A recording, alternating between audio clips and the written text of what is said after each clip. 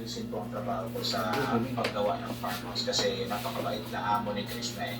So I know na sobrang na-appreciate po ng mga Angkol. Angkol naman eh. Angkol.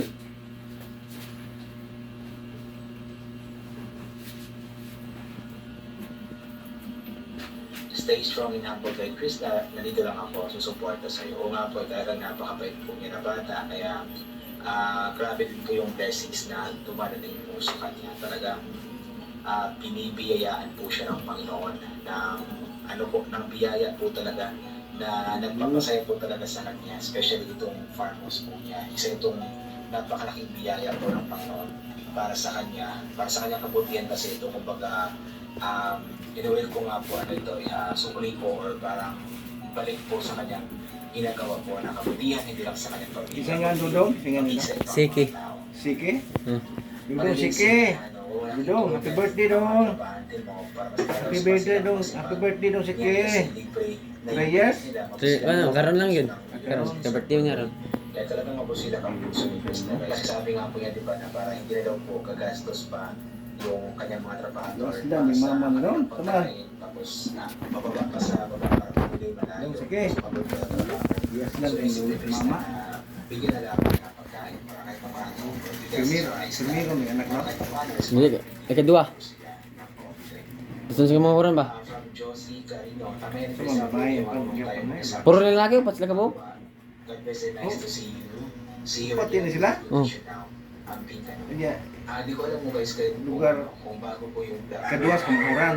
Pila may edad kumuran dahil. Saka magkanang tumubuan nga. bago pa siya ng hospital. Grade 6 na. Nagbigay nga po siya ng isda tsaka bigas po sa kanya mga trabaho. Pero kung ano pa man, ang importante naman dito is yung gesture po na kanyang ginawa. Yung nagbigay po siya ng konting tulong po sa kanya mga trabaho. Pero salamat sa ating Diyos at ang mga natanggap ko ay binabalik ko rin sa iyong kapwa dahil magpalain ka daw ng ating Panginoong Diyos at sa mga tao na mga tulog ng Krista. Bukan kayo. Kasi talagang ibinabahagi ko ng Krista yung blessing. Kung hindi po niya sinasolong yung blessing. Kaya, Ano babaw si babaw gamay babaw. gamay na. Nara gamay. Gamay. Hala. Sige. Okay.